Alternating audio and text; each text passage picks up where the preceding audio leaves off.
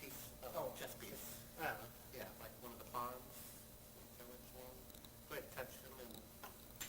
Whoop, I can get it. No, don't get up. Okay. Let's move one. Is that the one or is this the one? Or is this the one? I think this is the one.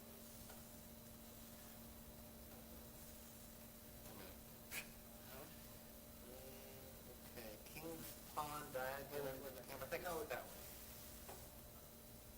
That? Yeah, no, the black one. Right there, yeah. There we go. My left or your right? Everything's done that says do not touch.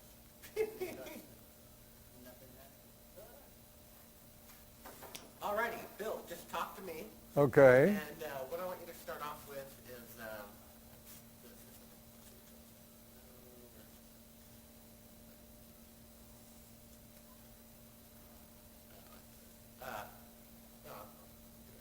yeah. So let's see. I guess we'll start off here. And go ahead, just talk to me whenever you're ready. Okay. My name is Bill Kaysing, and I was born in Chicago, Illinois, and I grew up in California. And I essentially had a conventional life until, let's say, I left the aerospace industry. In other words, when the war came along, I went to war. I was in the Navy in the Pacific. After the war, I took the GI Bill, got a degree in English from USC. And then I went to work for Rocketdyne, a division of North American Aviation Incorporated, where I was head of technical publications at the Propulsion Field Laboratory. And there I had secret clearance, AEC-Q clearance, and other clearances which allowed me to learn all about Apollo, Gemini, Mercury, other space programs. But after 7 years at Rocketdyne, I decided I wanted to be an independent freelance writer. So I quit and became an independent freelance writer, and that's what I've been doing ever since. Alrighty, good. Hold there for a second. Alrighty, stand by. And go ahead. After I graduated from college, I got a job with Rocketdyne, a division of North American Aviation Incorporated, as a technical writer. And subsequently, I became supervisor of technical publications at the research facility in the Simi Hills. And there, of course, I had to have clearances such as top secret, AEC-Q clearance, and other clearances which allowed me to know all about Apollo, Mercury, Gemini, and other space programs. Alrighty, good. Hold there for a second. Tell me a little bit about your title again and what your job description was. Well, I was in charge of technical publications for the entire Propulsion Field Laboratory, which was a research facility for the development of large liquid propellant rocket engines, and of course all the peripheral equipment that goes with them. And my job was essentially writing and editing technical prose regarding this research effort. Good. Tell me a little bit about the working conditions there, the attitude of work, and I think you were talking about some department at one time being entirely lost.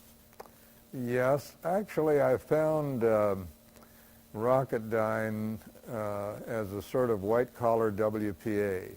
In other words, the government was pouring billions of dollars into rocket research, but much of the money was wasted. And after a while, I got the feeling I'm wasting myself too. I'd rather do something more productive. For example, at one point, the department that was researching and developing vernier engines, which are control engines, they ran out of a contract. But the entire group stayed at the Propulsion Field Laboratory doing nothing. They would play Battleship, read newspapers, go for walks, have fun in the boonies, And I thought this was a ridiculous waste of the taxpayers' money and everyone's time. And how long a period did this go on? That particular department? Well, that particular department, they discovered them after about a year and dispersed them, found them other white-collar WPA jobs. What were some of the things that you wrote about in your technical writing? Oh, mainly the development of large liquid propellant rocket engines and everything that goes with it. In other words, turbo pumps that pump the propellants, safety measures to keep people from being killed, the development of extremely sophisticated instrumentation. They could measure anything from a few grams of pressure to millions of pounds of pressure. It was a fascinating period in my life because I learned a lot about, let's say, cutting-edge engineering. And you talked about rocket failure. In fact, you mentioned something that failure that a particular rocket engine had so many times consecutively. Can you tell us about that? Yes, the Atlas engine, which was developed at Rocketdyne, was used, of course, to propel the Atlas intercontinental ballistic missile. However, it didn't work too well. In fact, at one point, 14 Atlas D, which was the latest model, exploded consecutively at Vandenberg Air Force Base. They blew up in the air, downrange, on the pad. So the Atlas engine reliability was very low. And this, of course, gave me a very dim view of space travel, rockets in general. Now, was this particular type of engine a precursor to the development of the ones used in Apollo? Yes, it was, Bart. The Atlas engine was a smaller version of the F-1 engine that was used in the Saturn V for the alleged trips to the moon. Were these failures documented to the press? Not always. In fact, a lot of what went on at the Propulsion Field Laboratory, which was heavily guarded in a very secure area, much of what went on was withheld from the press. For example, we use such propellants as UDMH, or unsymmetrical dimethylhydrazine, and that with, say, nitrogen tetroxide.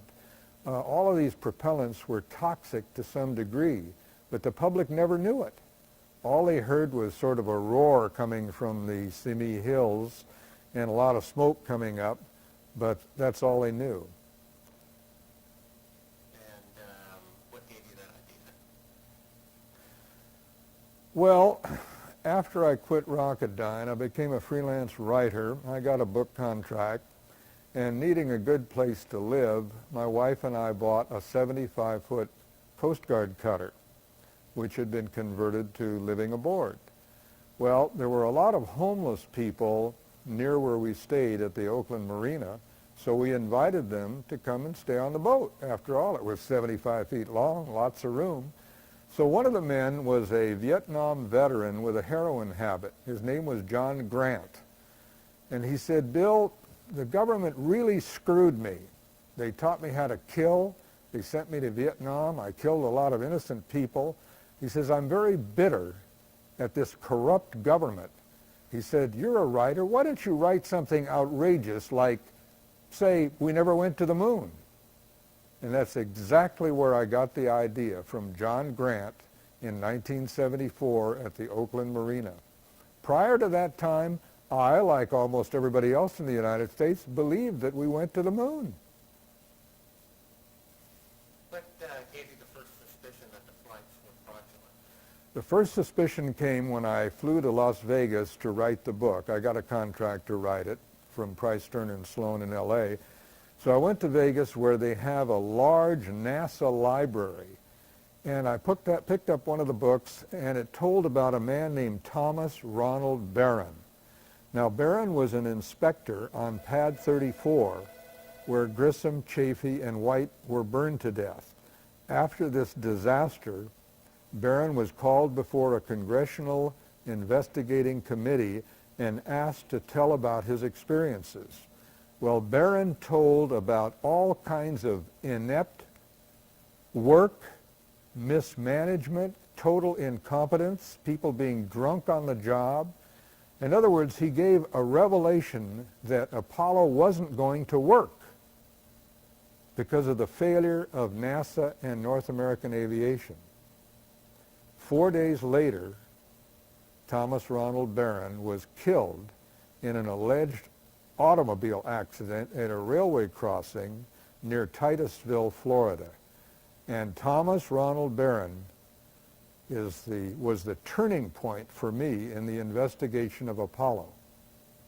I believe that anybody who tells the truth and is killed, it's very likely that they were telling the truth. Okay,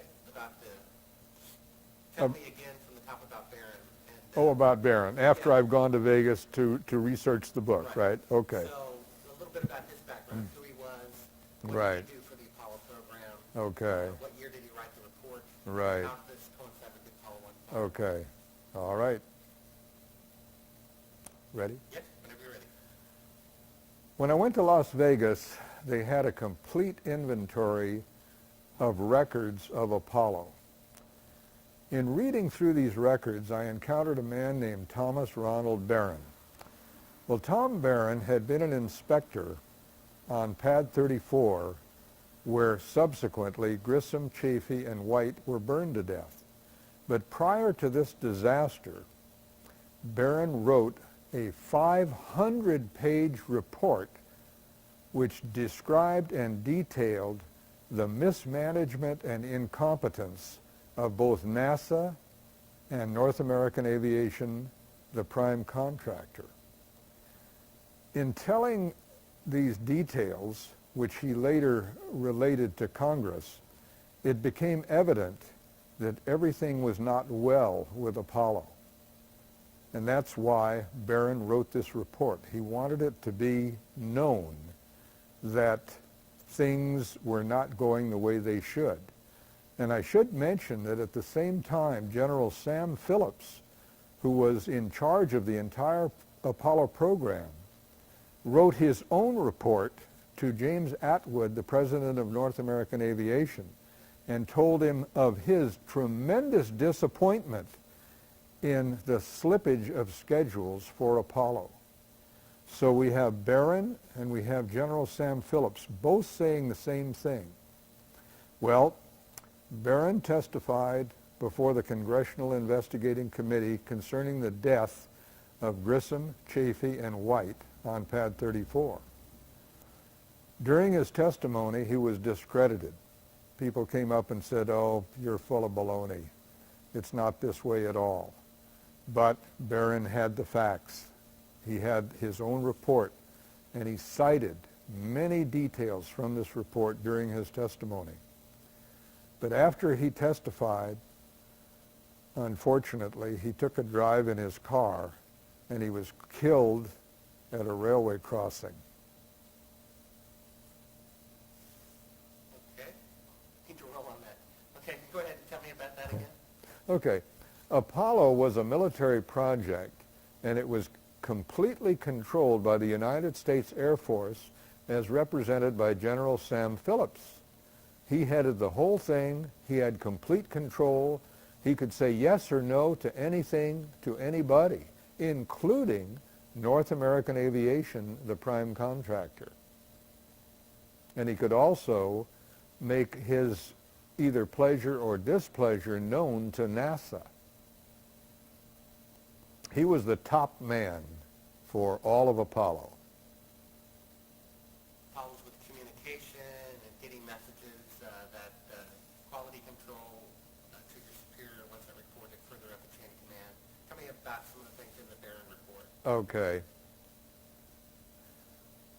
The Barron report detailed such things as employee incompetence, employee drinking on the job, employee not abiding by safety regulations, He also described how certain parts which should have been cleaned before they were installed were not cleaned. In general, what Barron was trying to say is that the work on pad 34, which he was inspecting, was actually done by a bunch of, I'll say it, hoodlums, people who cared less about what they were doing than their paychecks every Friday. He made this very clear in his 500-page report. Tell us again the point from where he testified to Congress and then described 4 days later the same event one more time for me. The Congressional Investigating Committee called Tom Barron to the stand to have him testify about what he knew concerning the death of Grissom, Chafee, and White. During his testimony, he was discredited by a number of different people. Apparently, they wanted to shoot Barron down, to discredit him as though what he was saying was not true. But obviously, what he was saying was true, because everything he wrote in his technical reports was corroborated and embellished by General Sam Phillips. And of course, after he testified, he went for a drive in his car, and he was killed at a railway crossing with his wife. Tell us that one more time and mention that that 4 days, start with 4 days later after Congress. Okay. Mention that his car stalled. That it was found Yeah, stalled. okay. 4 days after Thomas Ronald Barron testified before the Congressional Investigating Committee, he took a drive with his wife and stalled at a railway crossing. The train came through, and he and his wife were both killed. And I should add that despite Florida law, he was not autopsied, nor was his wife. They were both promptly cremated, and that was the end of that story. Okay. Now, it was him who claimed that the Apollo 1 astronauts tried to get out of the capsule about 5 minutes before the fire Yes. became fatal. Tell me a little bit about that. Well, according to Barron, he talked to a man named Marvin Holmberg, Holmburg. According to Holmberg, the men in the capsule who were doomed tried to get out of the capsule 5 minutes before it caught on fire and burned them all to death. But interestingly, when Barron was testifying, Holmberg was also called in, and he denied ever telling Barron this story about the astronauts trying to get out 5 minutes before the fire killed them. Twice out of 3 times.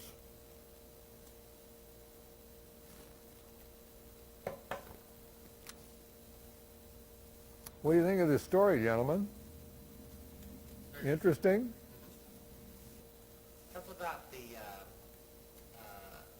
Land Rover. Did that cost $6 billion? Is that correct? The Land Rover? I'm not sure how much it cost, really. I would have to waive that fact. Tell us about why you think it's curious the astronauts didn't at least photograph the stars separately and bring a telescope to leave on the moon. Would you say that once more, please? Yeah, tell us about how curious it is that they didn't bring a telescope to the Oh, moon. yeah. Or even photograph stars simply by Yeah, themselves. right. One of the strongest pieces of evidence that men have never landed on the moon is the fact that they never discussed stars.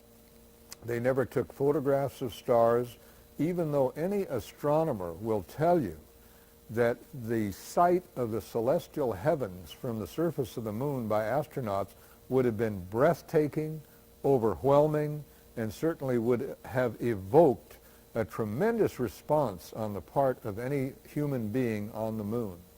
Now, what I have to ask is, why didn't the astronauts take a telescopic camera to the moon and take pictures of Saturn, Venus, Mars, the galaxies? They could have gotten pictures of the stars that are impossible to get on Earth because of the atmospheric interference.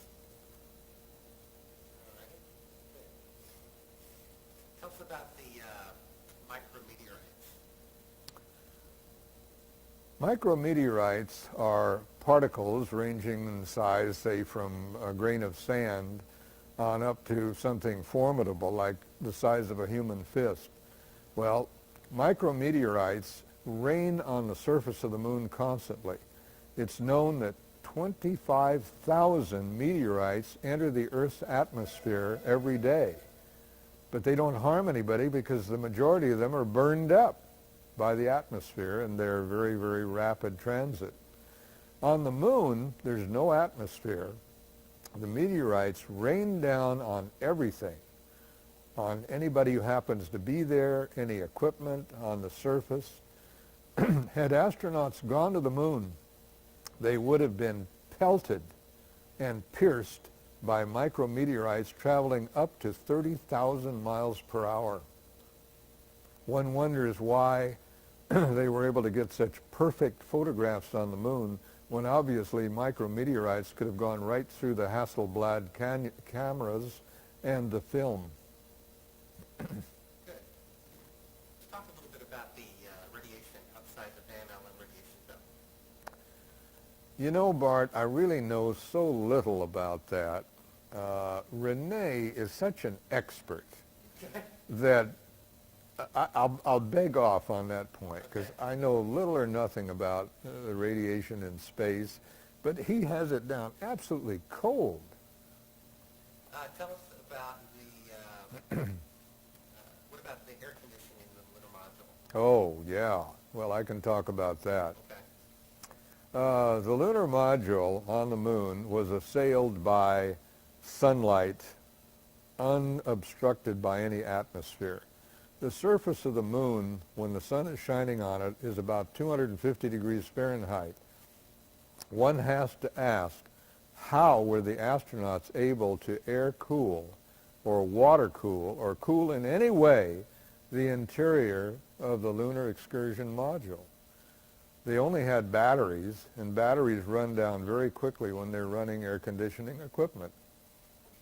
So it's obvious to almost anybody who investigates the lunar excursion module that there would have been no way to keep the astronauts alive in an environment that was hot enough to bake cookies. Tell us about the type of engine the LM used, how you have seen it tested on the ground, the type of color it emitted, and that there was no color of that engine. Oh, you mean the lunar ascent and descent engines? Right. Okay.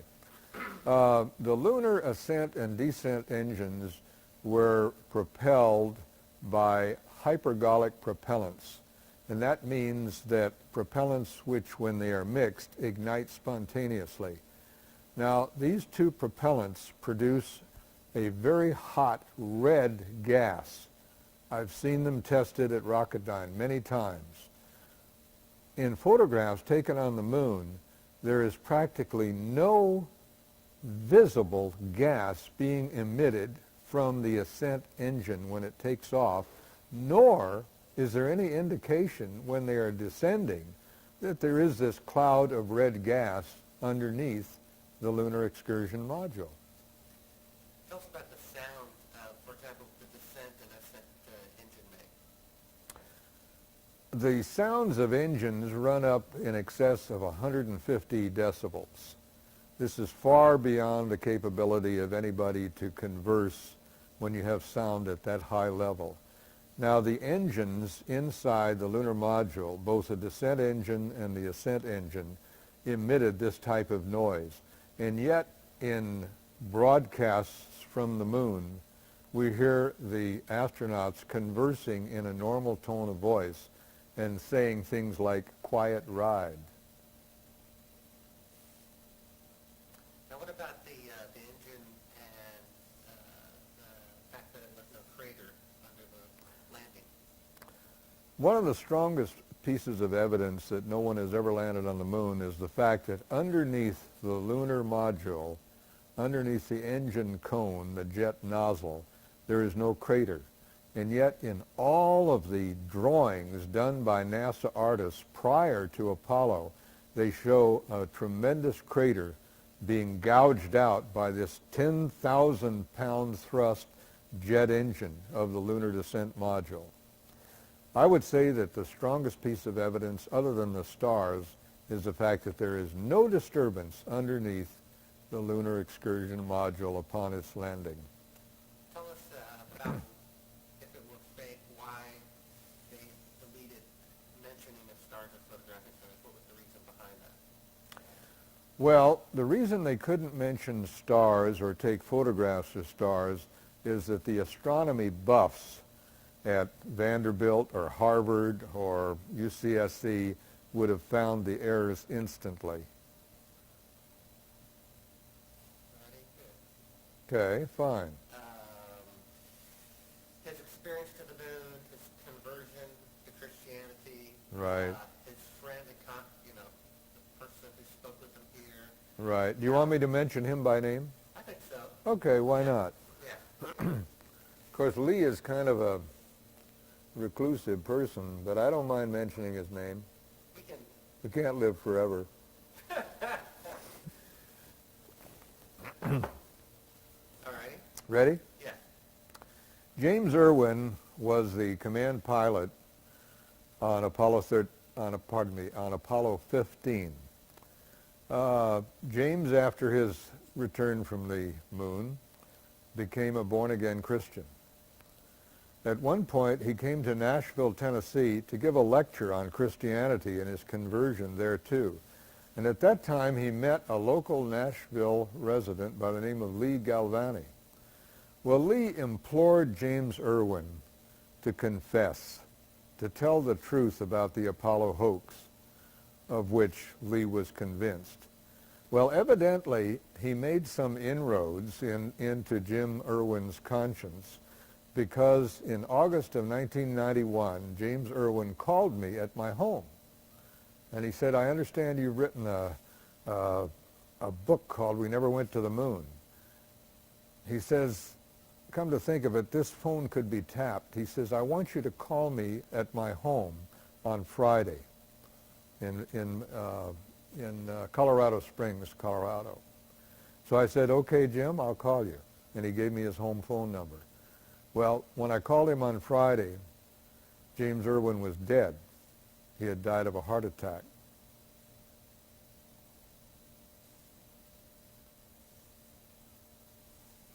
Tell me about the pilot who phoned in one of your guest appearances on the talk radio program.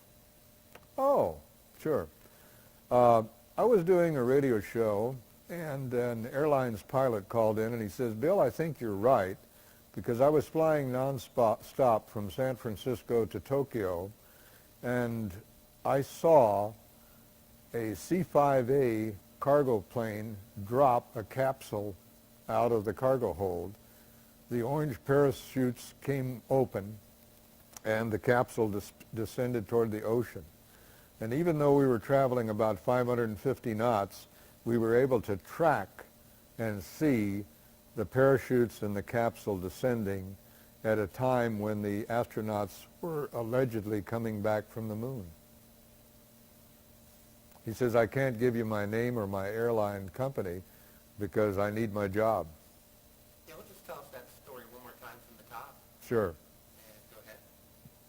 While I was on a radio show concerning Apollo, an airline pilot called me and he said, Bill, I think you're right, because while I was traveling from San Francisco to Tokyo, we saw a C-5A drop a capsule out of its cargo hold. The three orange parachutes opened, and it descended toward the ocean. And even though we were traveling at about 550 knots, we followed this descent as long as we could. Now tell us about the steam or lack of steam after. Okay. How hot it would be, why it would be hot. Okay. When the command capsule returns to Earth, the atmosphere causes it to become red hot due to friction at high speed. Well, when a command capsule strikes an ocean, which is about 50 degrees Fahrenheit, this red hot capsule should have turned a large volume of seawater into steam instantly. Just like when you pour water into a hot pot on the stove, it immediately, it's called flashing into steam. But in all of the photographs showing the capsule hitting the water, there's no indication whatsoever of any steam, of any indication that the capsule was really red hot. A newspaper clipping or something? Uh, I have sent for a copy of the December 8th Mercury News, which should contain the story of the KOME bombing. And if I don't get it from them, I'll try and get it from the FCC. Okay. Let's start this off with in 19 whatever the year was that you wrote the book, and subsequently Yeah, okay, fine. and go ahead. The first edition of We Never Went to the Moon came out in 1975 in the spring, and copies were distributed through the media, and I began getting telephone calls from all over the United States wanting interviews. And I did perhaps 100, maybe 150 radio and television, telephone, and personal appearances regarding my book. Well, on December 7th, 1975, I was invited to discuss my book at radio station KOME in San Jose, California. The moderator or talk show host was Victor Bach. About halfway through the broadcast, the engineer came into the control room, or the room where we were giving our information, and he said, "We're off the air." Subsequent investigation indicated that someone in a helicopter had dropped napalm on the KOME transmitter in the Gilroy Hills, causing $250,000 worth of damage and effectively cutting off the station from the air for 3 days. Well, police came to the station and offered us police protection because callers into the station said, "What happened to you? You had this fellow on about we never went to the moon, and suddenly your radio station goes off the air." So to me, this was the first real-life indication that there was somebody that didn't want me to tell this story. Now remind me, who is Bob Edwards? I have that written down. Sure. Okay. Bob Edwards is a graduate of Stanford. He has a degree in communications.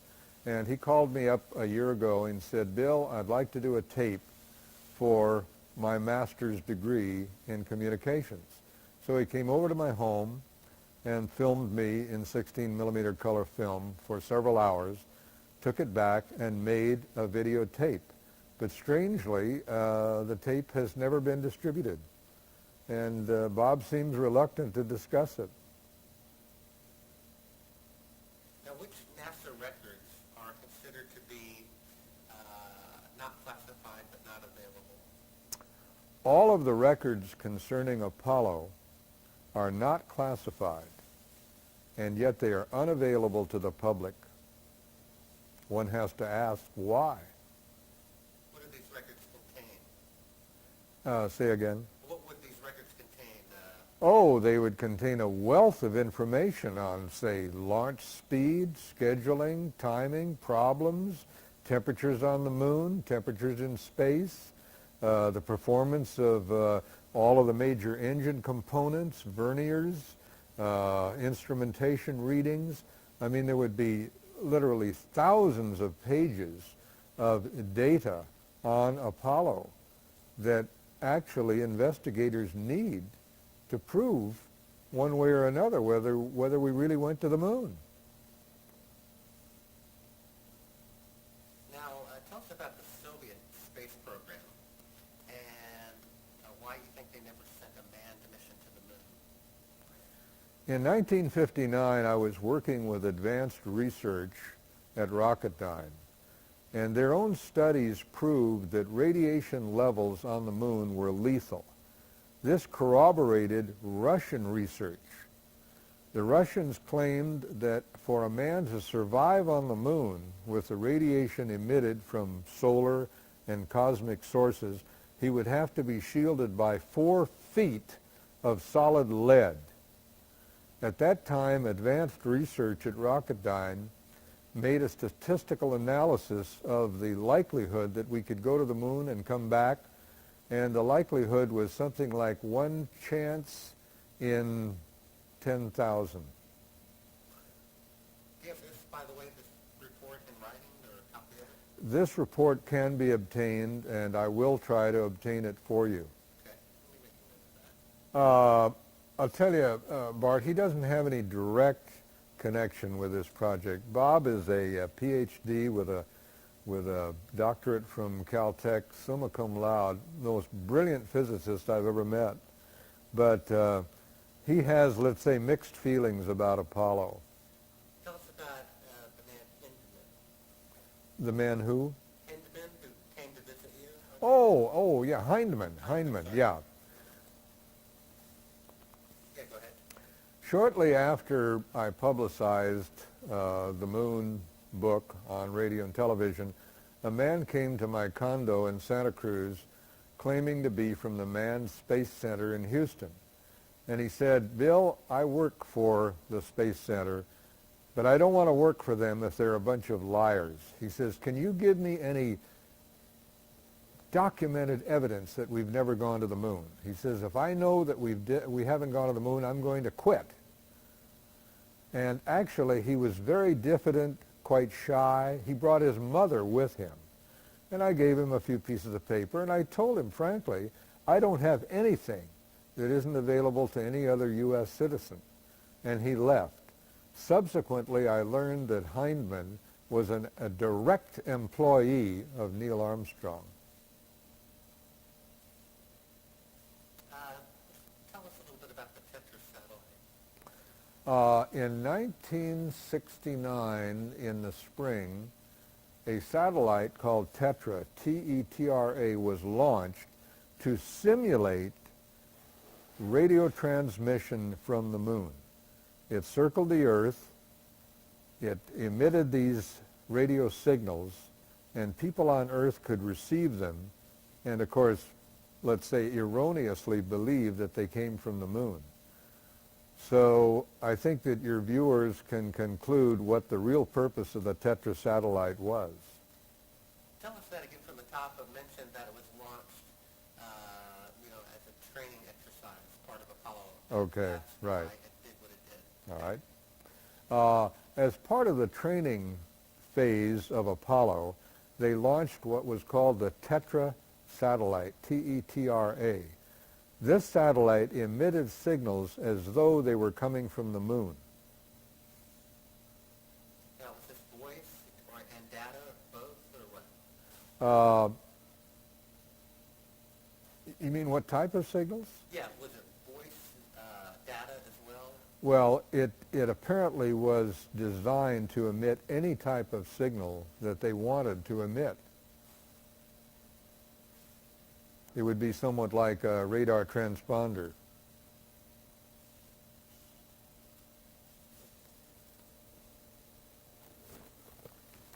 George Pal was an early Hollywood expert on animation. When they created the film Voyage to the Moon, they called on him to present the story in as realistic a fashion as he could, using combined animation and, of course, real characters. Well, his film was very successful. People loved it, and it told the story of how rockets might be launched and land on the moon. The interesting thing is, the one thing he was not able to simulate correctly were the presence of stars. And the film is available from some of your video rental places, and I highly recommend your viewers to see it. Tell us about Bill Wood, how you came in contact with each other, in particular what he said about the types of emission and that potentially a different type of rocket was used. Right. And start from there, yeah. Okay. Bill Wood is a rocket scientist. He's been in the business for 25 years. He bought a copy of my book and read it, and then he came to see me, which did surprise me a little bit because most people don't visit me because I have a fairly low profile. But Bill and I became friends, and it turns out that he had done his own investigation of Apollo for many years, and he found my book very interesting. Well, one point that Bill brought out was that the Saturn V vehicle using 5 F1 engines really was not the configuration that was shown in films of the Saturn V leaving for the moon. Instead, it's Bill's contention that they used less powerful engines and simply added fuel to the jet stream to make it appear as though the Saturn V was using 5 F1 engines. Now, what was the reason for this? Well, the reason was that the F1 engine, which was tested at Edwards Air Force Base, suffered from a problem in large liquid rocket propellant engines of combustion instability. And what happens during combustion instability is that shock waves are set up inside the expansion chamber of the rocket, and they resonate and embellish one another until finally the rocket chamber explodes. And this was the big problem with both Atlas and with F1 engines. What was Bill's proof that they substituted engines? Bill Wood's proof that they substituted engines was the fact that the color of the jet coming out of the Saturn V was incorrect. It should have been white hot. Instead, it was red, showing that it was operating fuel rich. Tell us about what he was doing prior to his current condition, and if that coincided the timing of that with anything. You mean his having a stroke? Right. Oh. At what age he is. Bill Wood was helping me with my investigation and definitely contributed to a lawsuit which I filed against Apollo 13 astronaut James Lovell. I filed a suit on August 19th. One day later, Bill Wood suffered a severe stroke which eliminated his power of speech and the use of the right side of his body. Now, what did he have, what was his connection to the lawsuit? Connection to what? What was Bill Wood's connection to the lawsuit? To the lawsuit? Yeah. Bill Wood and I attended a lecture by James Lovell in San Jose at the Convention Center where Lovell was talking on leadership, citing his Apollo 13 experiences. After his lecture, Bill Wood and I went up to James Lovell, and I gave Jim a copy of my book, We Never Went to the Moon. He took the book, made no comment, and was quite gracious because he was surrounded by autograph seekers. Bill Wood, at the same time, told Lovell of his own suspicions that the Apollo project wasn't real. And of course, again, Lovell, in public view, could really not be anything but courteous to both of us. So that was Bill Wood's contribution at that point. Subsequently, he wrote a report, which I have, concerning his belief that the Apollo project was a gigantic hoax. And what period of time was it after writing the report that he had a stroke? What period of time after? After he wrote that report to the time he had a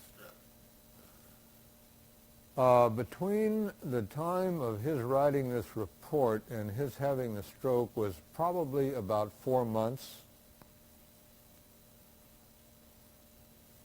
Now, why do you think, if they were faking the lunar landings, why did they have fake a failure such as Apollo 13? Well, according to Dr. Van Meulen, who's an astronomer at Leiden University in Holland, he claims that Stan Kubrick was hired by NASA to write the scripts for Apollo 11, 12, and 13. Well, Stan is a very intelligent movie maker, and he knows that people get bored seeing the same things over and over again. He knew that by the end of Apollo 12, people would want to see something different. So he came up with a script in which Apollo 13 fails. A tank explodes. They have trouble in space. And this focuses renewed attention on Apollo. Well, evidently, Kubrick's script was picked up by NASA, and they carried out the script exactly the way he wrote it. Tell us about kind of the public's opinion at the time of Apollo. 12?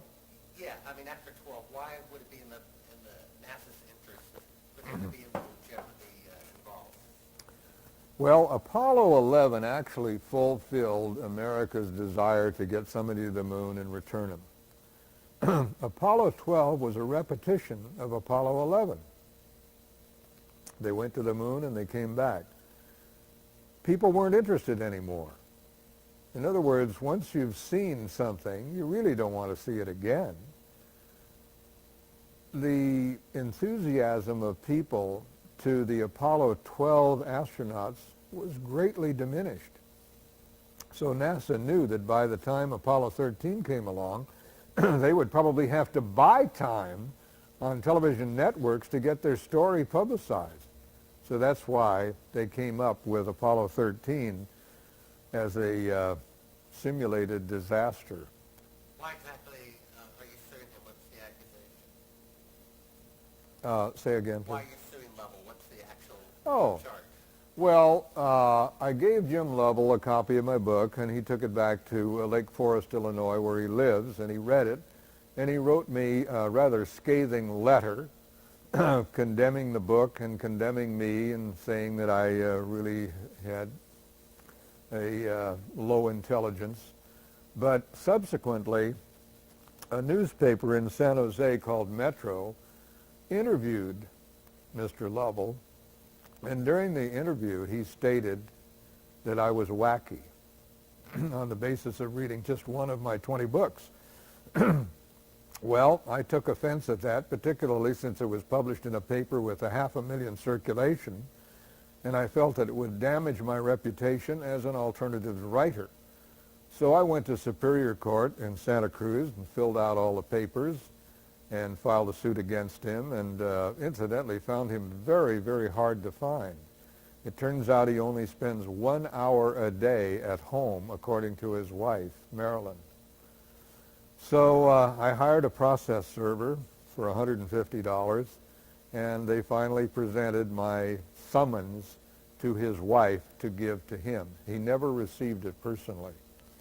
However, after he received it, he hired an attorney by the name of John Paul Hardy, who occupies the entire 35th floor at number 1 Post Street, San Francisco, and Mr. Hardy will represent him in the forthcoming trial on October 6, 1997.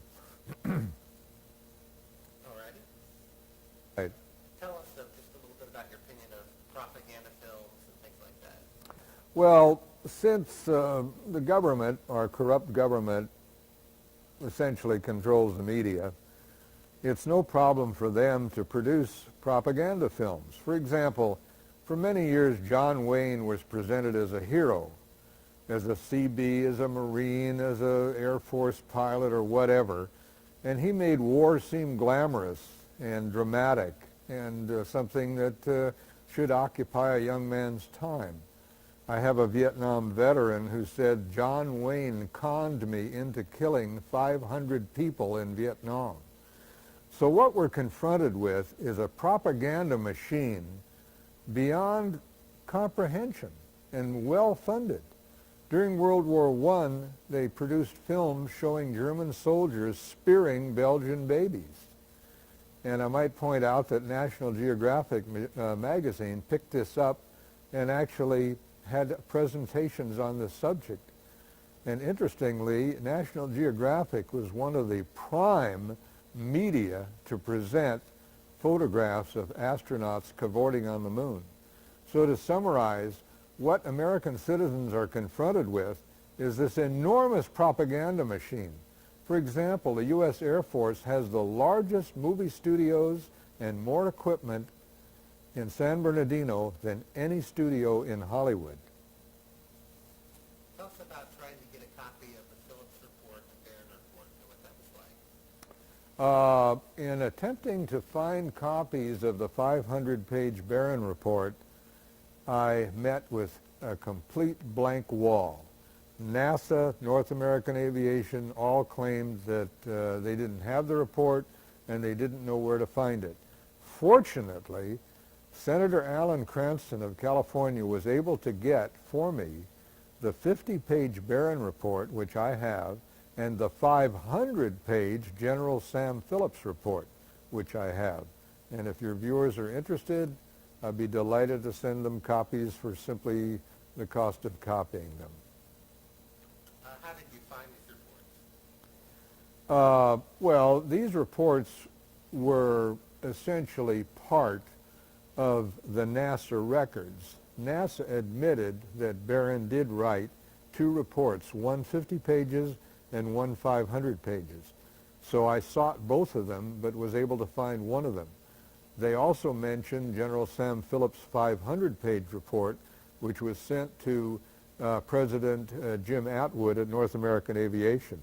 And incidentally, Jim Atwood denied ever receiving the report. Tell us about the transcript that you got of Barron's congressional testimony. The transcript of his testimony comes directly from a NASA historical record, and this is available to the public. The nearest source of this would be the library at the University of Nevada in Las Vegas. Tell us about Gus Grissom's doubts about the Apollo space program.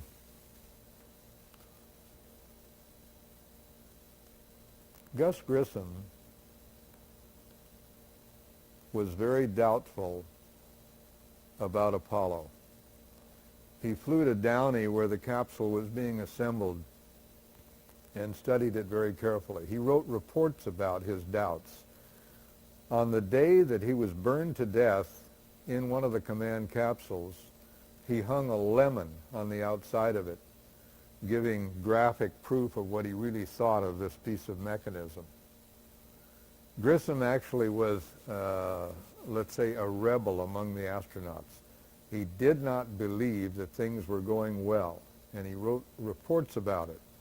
Now, the day after he was burned to death, FBI agents burst into his home, removed all of his records, particularly those pertaining to Apollo, and according to Betty Grissom, his widow, they were never returned. Tell us about the number of parts. Kind of take us through statistically the failure that you saw and the number of parts and components involved in Apollo, and in order to carry off the mission successfully. You mean the number of parts in the unit? Yeah, like you're talking about 80 elements having to work 6 times, and Yeah. so many thousands of parts involved. Okay. Apollo consisted of millions of individual components, all of which had to function perfectly. In addition, there had to be 80 particular distinct operations of segments. In other words, the booster had to separate from the command capsule. The LEM had to be turned around and connected to the capsule. All kinds of things had to happen absolutely on schedule. And this had to happen 6 times perfectly. Well, statistically, the probability of this happening is very, very slight, as any mathematician will tell you. Because mechanical things obey Murphy's and Parkinson's law. If a thing can fail, it will fail at the worst possible time. Alrighty. The monkeys, the Soviets and the Americans were launching the test, the effects of radiation. Could we leave that to Renee, because he knows that the monkey business and the radiation. So covered a lot of the good points. Holmberg, Lovell's lawsuit, stars, crater under the moon. We would have to, let's say, dilute the presentation if we went into some, well, do you want to go into death threats? Obviously those didn't come with your... I got lots of those. Say that again? I threw them in the trash. Oh. Tell me what you just said again. You really want to record it? Sure. Right after I came out with the book, I used to get death threats. These were letters with skull and crossbones, and they'd say, "Hey, you commie pinko fink, either lay off of the Apollo hoax or we're going to come and get you." Tell us a little bit more about some of the photographs and other anomalies in the photographs. Well, I would say the major anomaly in Apollo photography is the fact that they take pictures of the Earth from the moon, and they could have very easily changed film and stopped down the camera or gave it a longer exposure and taken marvelous pictures of the heavens, particularly of things like Saturn with its rings and Jupiter with its 6 moons. Would have been marvelous. But no photographs that NASA provides ever shows any stars, with the exception of a few dim ultraviolet emission stars, which I did find at one time. What about some of the shadows not being parallel and things like that? Oh, that's an important point that's been well investigated by other investigators. The fact in many of the still shots, the shadows are not parallel. Well, this can't be if you have the sun as a point source of light. Just go outdoors anytime during the day and look at the shadows. They're all exactly parallel because the sun, being 93 million miles away, illuminates them in such a way that they have to be parallel. California, where I can get all issues of the Chronicle on Apollo. And incidentally, would you like newspapers like the New York Times showing astronauts land on moon? Yeah. I'll send them to you. Yeah. I've got Life magazine and National Geographic. Well, let me send you the New York Times of October 21st, Okay. 1969, which says, men land on the moon. Alrighty, starting over here. Give me some slides. Give me those slides. Going this way.